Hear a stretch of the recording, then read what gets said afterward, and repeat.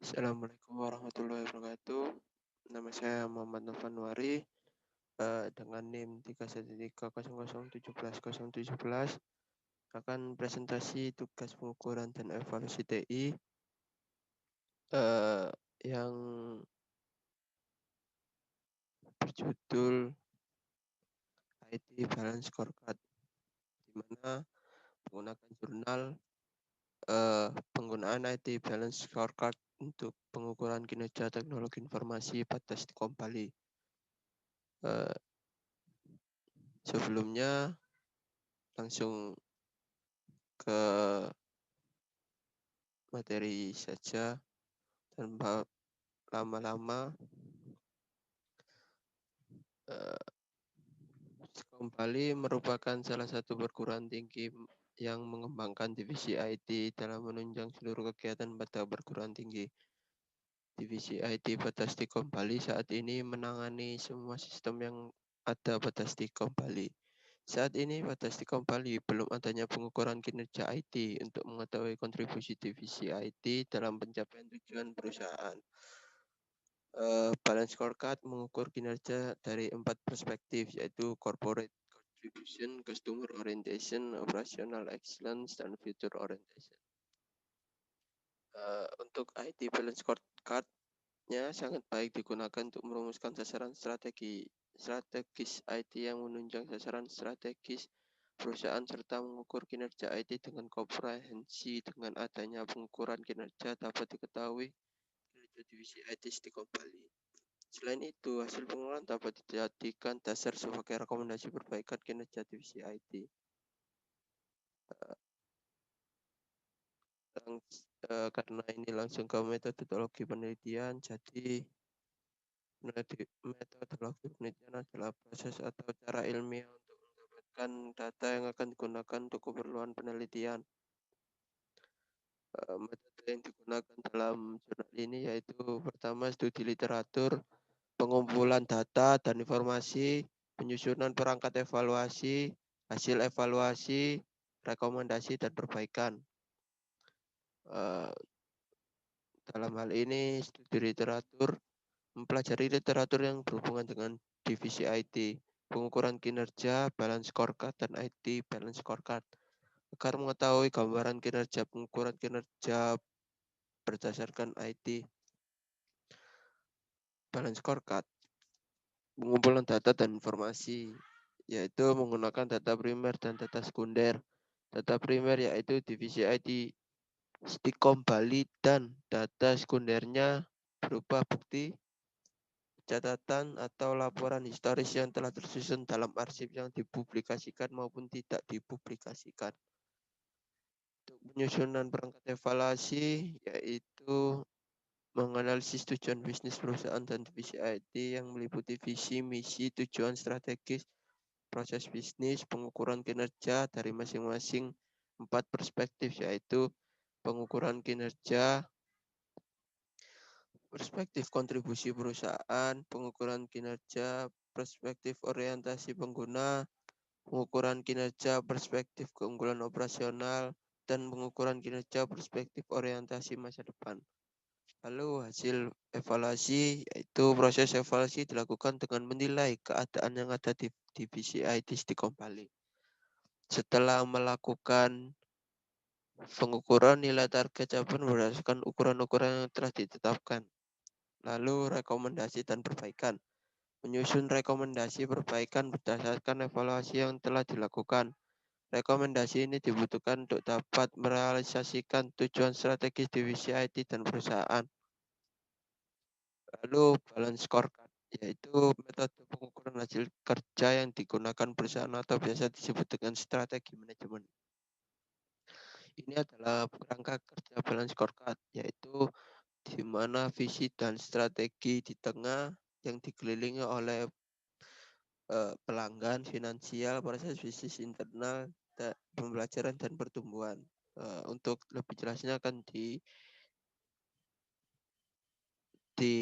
slide berikut. Jadi masing-masing perspektif pengukuran kinerja berdasarkan balance scorecard dalam perspektif keuangan. Tujuan dan ukuran finansial harus memainkan peran ganda, yakni menentukan kinerja finansial yang diharapkan dari strategi dan menjadi sasaran akhir tujuan dan ukuran perspektif scorecard lainnya. Pengukuran kinerja keuangan mempertimbangkan adanya tahapan dari siklus kehidupan bisnis, yaitu growth, sustain, dan harvest. Tiga tahapan memiliki sasaran berbeda sehingga penekanan pengukurannya berbeda pula. Lalu dari segi pelanggan, karena maju atau mundurnya kinerja perusahaan sangat ditentukan oleh pelanggan ini. Apalagi masuknya era globalisasi, sehingga persaingan antar perusahaan menjadi sangat ketat. Jadi perusahaan harus bersaing dengan usaha mencari pelanggan baru dan mempertahankan pelanggan lama. Dalam perspektif ini, perusahaan melakukan identifikasi pelanggan dan segmen pasar yang akan dimasuki. Perspektif pelanggan memiliki dua kelompok pengukuran, yaitu Customer Core Measurement Group dan Customer Value Proposition. Untuk perspektif proses bisnis internal, yaitu area manager melakukan identifikasi berbagai proses yang sangat penting untuk mencapai tujuan pelanggan yang dan pemegang saham. Untuk bisa menggunakan tolak ukur kinerja ini, maka perusahaan harus mengidentifikasi proses bisnis internal yang terjadi pada perusahaan secara umum. Proses tersebut terdiri dari inovasi, operasi, dan layanan purna jual, after sales service. Dalam perspektif pembelajaran dan pertumbuhan, perspektif ini mengembangkan tujuan dan ukuran yang mendorong pembelajaran dan pertumbuhan perusahaan. Tujuan yang ditetapkan dalam perspektif finansial, pelanggan, dan proses bisnis internal mengidentifikasi apa yang harus dikuasai perusahaan untuk menghasilkan kinerja yang istimewa. Lalu, IT Balance Scorecard, yaitu salah satu alat untuk mengukur kinerja dari suatu sistem teknologi informasi yang memandang unit bisnis teknologi informasi dari 4 perspektif, yaitu kontribusi ke organisasi, orientasi pengguna, keunggulan operasional, dan orientasi di masa depan. Ini adalah gambaran IT Balance Scorecard, yang mana dibandingkan dengan Balance Scorecard. Ada finansial di Balance Scorecard, kalau di IT Corporate Contribution, yang Balance Scorecard ada customer, yang IT customer-nya berupa user. Kemudian antara internal business process di Balance Scorecard, di IT-nya ada orientation operational excellence. Lalu di Balance Scorecard ada learning and growth, di IT ada future orientation.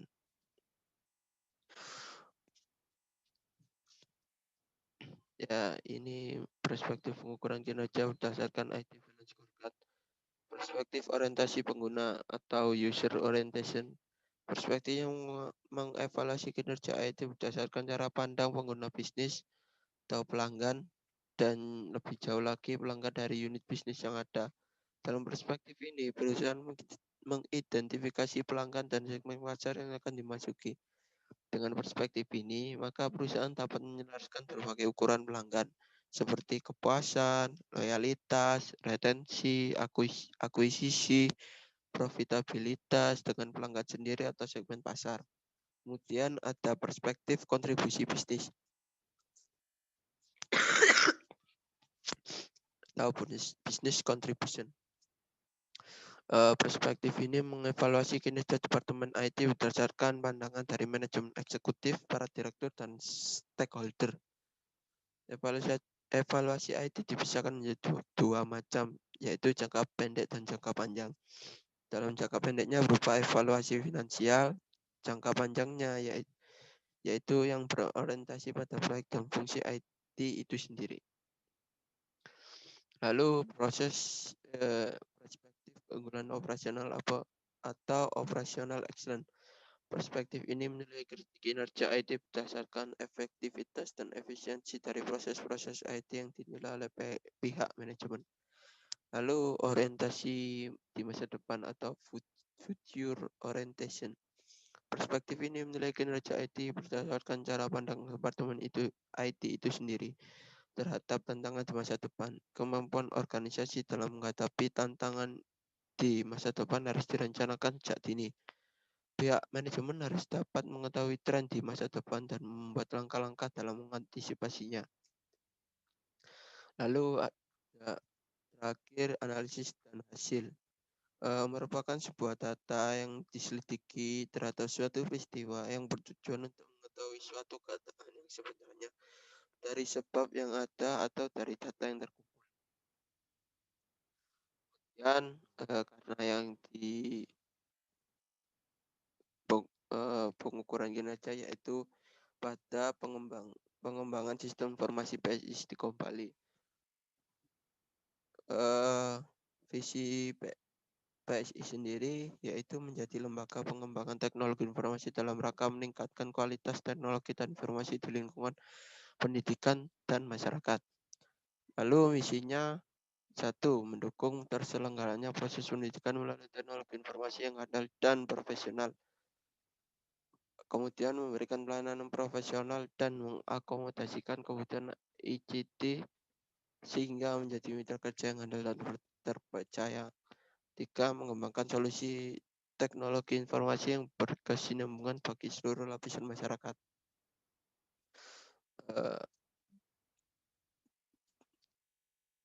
Dalam hal ini, PSI mempunyai proses bisnis, yaitu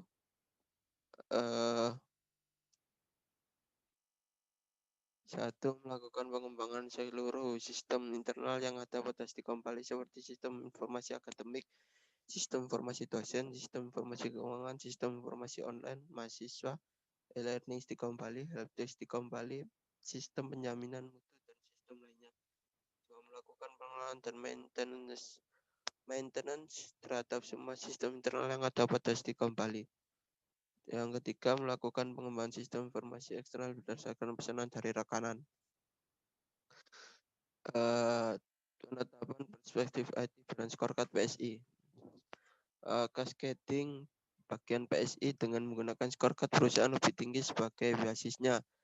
Dalam merancang cascading divisi IT, perspektif yang digunakan adalah perspektif IT dan scorecard untuk menjaga agar sasaran strategi yang dirumuskan tetap valid.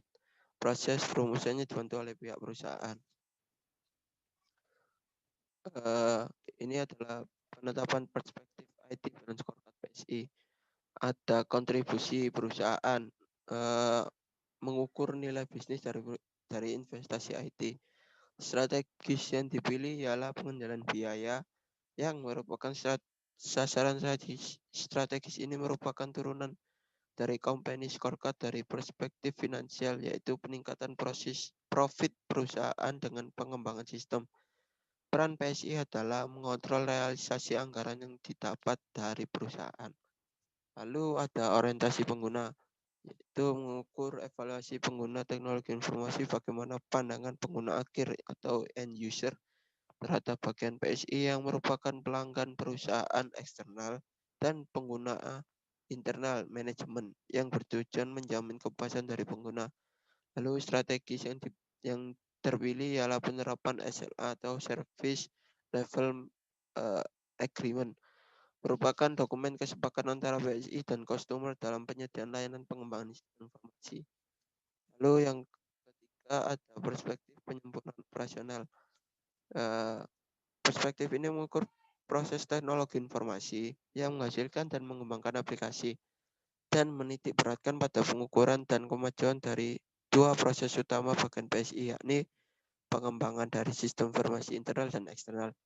Lalu strategi yang terpilih ialah peningkatan keunggulan operasional dan meningkatkan ketersediaan sistem IT. Lalu yang terakhir, perspektif orientasi masa depan. Perspektif ini menitik beratkan pada penguasaan terhadap IT baik dari segi teknologi maupun individu yang menggunakannya. Lalu strategi yang terpilih adalah sistem informasi yang mutakhir dan pengembangan sistem PSI. Ini adalah penyusunan data strategi divisi IT di Istiqomah Bali, yaitu di mana semua memiliki timbal balik. Dalam hal ini perspektif pengguna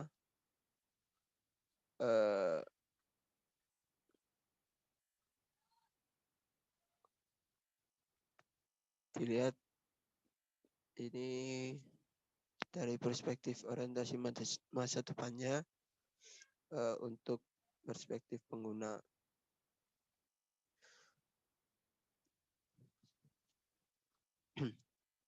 Ini mengidentifikasi dan mendefinisikan KPI. KPI adalah Key Performance Indicator. Jadi menentukan KPI-nya yaitu ada perspektif kontribusi perusahaan, di mana ukuran dan sasaran strategis dari perspektif kontribusi perusahaan adalah pengendalian biaya. Indikator pencapaian kinerja pada sasaran strategi ini dinyatakan dengan jumlah realisasi anggaran biaya IT. Kemudian ada perspektif orientasi pengguna. Ukuran dan sasaran strategis dari perspektif orientasi pengguna adalah penerapan Service Level Agreement atau SLA. Indikator pencapaian kinerja pada sasaran strategi ini dinyatakan dengan satu persentase pencapaian SLA. Lalu yang ketiga ada perspektif penyempurnaan operasional.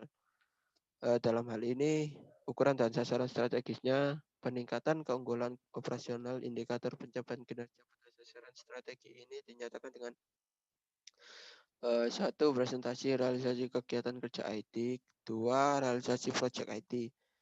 Yang B, ketersediaan sistem IT. Indikator pencapaian kinerja pada sasaran strategi ini dinyatakan dengan presentasi ketersediaan aplikasi dan sistem. Lalu yang terakhir ada perspektif orientasi masa depan. Ukuran dan sasaran strategi dari perspektif orientasi masa depan adalah sistem ICT yang mutakhir. Indikator pencapaian kinerja pada sasaran strategi ini dinyatakan dengan satu, peningkatan data kelola IT. Kemudian yang B, pengembangan SDM. Indikator pencapaian kinerja pada sasaran strategi ini dinyatakan dengan jumlah sertifikasi pekerja IT. Lalu untuk menentukan inisiatif strategi dan target strategi, menentukan inisiatif strategis dan target strategi pada tahap ini, kita akan menentukan inisiatif strategi dari masing-masing tujuan strategi yang telah dibuat sebelumnya. Setelah menentukan inisiatif strategis, langkah selanjutnya adalah menentukan target strategis yang hendak dicapai berdasarkan ukuran yang ada di mana kan dijelaskan pada tabel 1. Tabelnya ada di sini.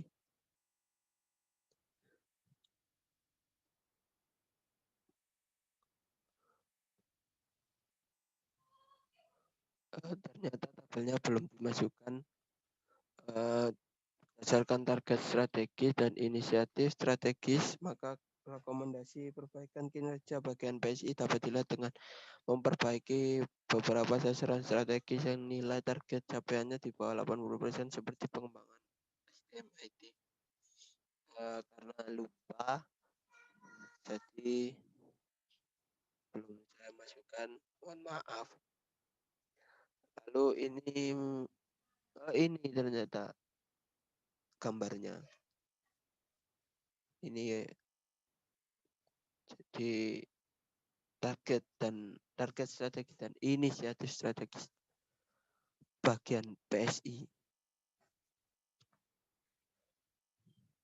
Ya seperti ini.